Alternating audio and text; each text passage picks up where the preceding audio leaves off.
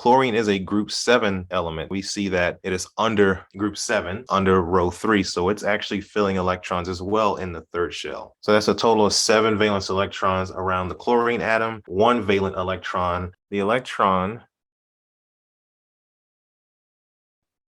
is donated to the chlorine atom. It's sitting in the first group. This electrostatic interaction is what holds the sodium chloride molecule or compound together.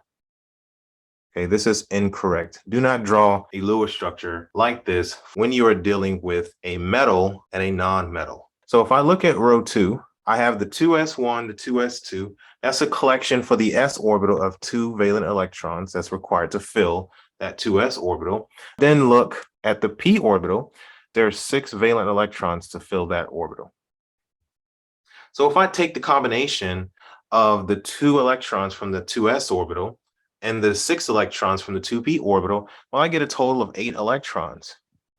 So 2 valent electrons plus 6 valent electrons coming from 2 different orbitals equals 8 valent electrons. And that's why for the row 2 elements, the octet rule is of utmost importance. We never want to draw Lewis structures that violates the octet rule for second row elements because they only have s and p orbitals in their outermost shell. There are no d orbitals to fill.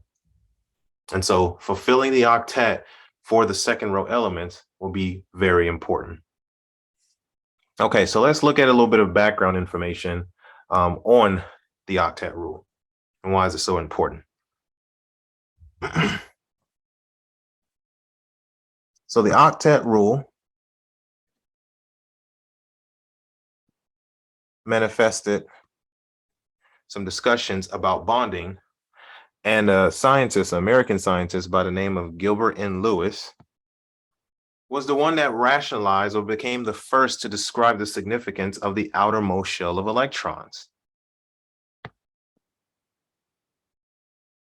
And these outermost electrons exist in the valence shell. So you can call them the valence shell. And he understood this as it applied to a coined term of his, which is covalent bonding. Covalent bonding. That term was relatively new at the time.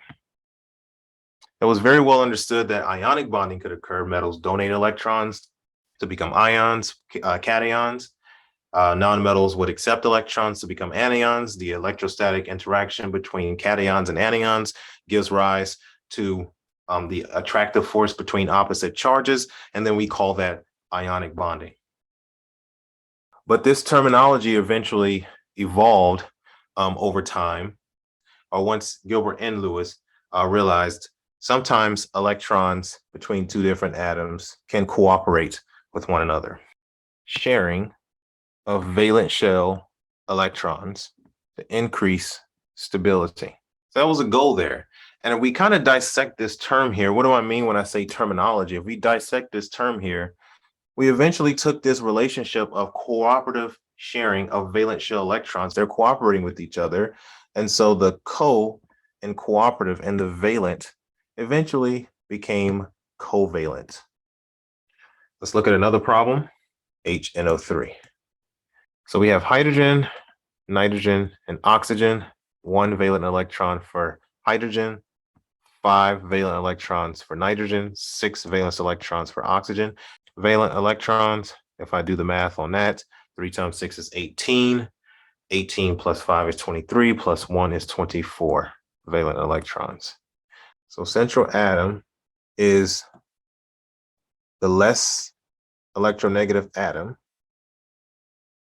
or the atom that can make the most number of bonds.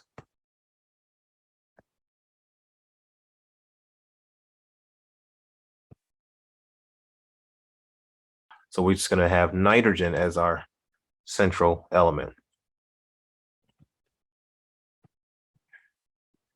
Okay, now we go and tally up all the bonding and the non-bonding electrons here, and let's not forget formal charge. If we go and tally up all the bonding and non-bonding electrons here, we'll see that we have 2, 2, 2, 2, 2, 2, 2 non-bonding electrons. That is a total of 2, 4, 6, 8, 10, 12, 14 non-bonding electrons. 2, 4, 6, 8, 10. I have 10 bonding electrons. So if I have 10 bonding electrons, 14 non-bonding electrons, that gives me a total of 24 valent electrons. So I know that I've at least counted for all of the valent electrons in this Lewis structure. Again, Lewis structure should go along with valent electrons or the octet.